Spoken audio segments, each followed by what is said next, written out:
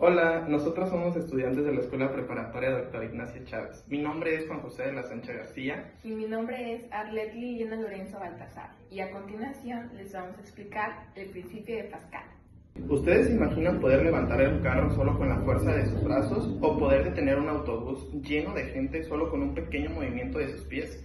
Pues déjenme decirles que esto es posible gracias a los avances tecnológicos del científico Blaise Pascal. Todos estos avances se conocen como los avances hidráulicos. Entonces, demos una pequeña introducción acerca de quién fue Blaise Pascal.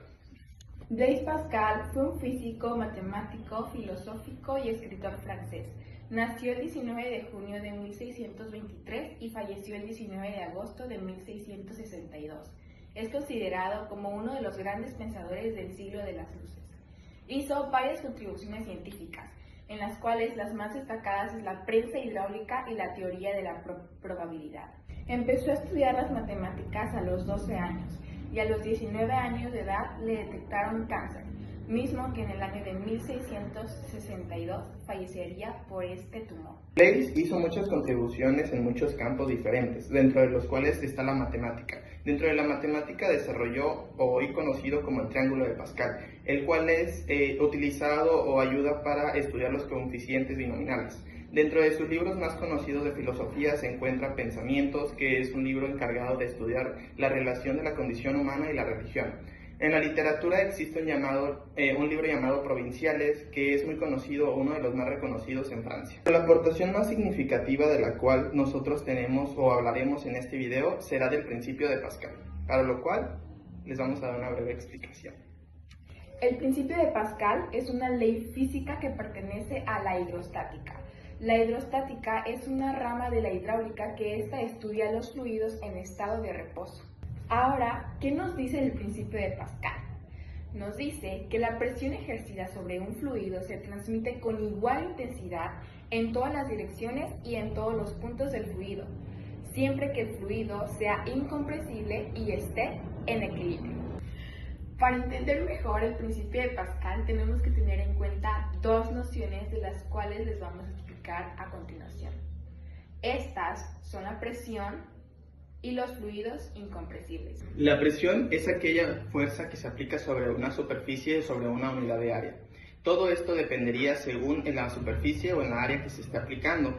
Si una fuerza es constante y se disminuye el área, esto aumentaría debido a que se esté disminuyendo la área en la que se está aplicando esta fuerza. De tal manera, y un ejemplo claro de esto sería el que nosotros nos pudiéramos acostar sobre una cama repleta de clavos al que nos acostaríamos en una cama con un solo clavo. Yo les dejo y les pregunto a ustedes, ¿a dónde les dolería más? ¿En una cama rellena de clavos o en una cama con un solo clavo? Los fluidos en estado líquido se consideran incompresibles, no se comprimen, es decir, que no cambian su volumen al aplicarles presión. Para hacer una pequeña demostración, voy a poner un ejemplo con una jeringa. Para esto voy a aplicar presión en la jeringa, pero en la parte de abajo tiene que estar tapado. Entonces, ¿qué es lo que va a pasar? Aquí estoy ejerciendo presión y las moléculas de oxígeno se comprimieron. Ahora, ¿qué pasa si lo suelto? Este volvió a su estado natural. Realizaremos el mismo ejemplo, pero ahora con la diferencia de que la jeringa contendrá agua. Aplicando la misma presión y la misma fuerza acerca del cilindro, veremos que esta, por más que apliquemos la fuerza y por más que apliquemos presión, esta no se comprimirá en ningún sentido.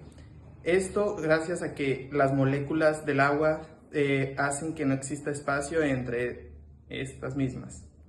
Para poder ver aplicado lo que sería el principio de Pascal es necesario contener dos jeringas y una manguera, para lo cual aplicaremos fuerza y presión en el pistón más pequeño, lo cual se verá reflejado en el pistón más grande. De tal manera que si nosotros aplicamos una fuerza constante sobre este pistón, se verá reflejado en este pistón más grande, ya que la agua se está dirigiendo en los mismos puntos y en las mismas direcciones, haciendo que el pistón más grande retroceda hacia atrás, viéndose aplicado lo que sería el principio de Pascal.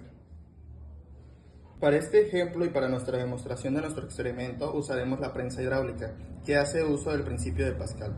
Lo haremos con la demostración de esta pequeña galleta.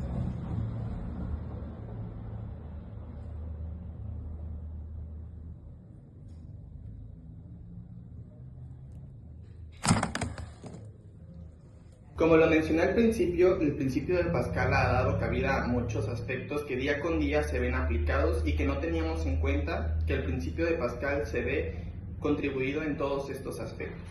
Aplicaciones que vemos día con día sería el gato hidráulico, los frenos hidráulicos, la prensa hidráulica, la presa hidráulica, entre otros. Y con esto concluimos lo que sería una breve explicación del principio de Pascal. Esperemos que lo hayan entendido.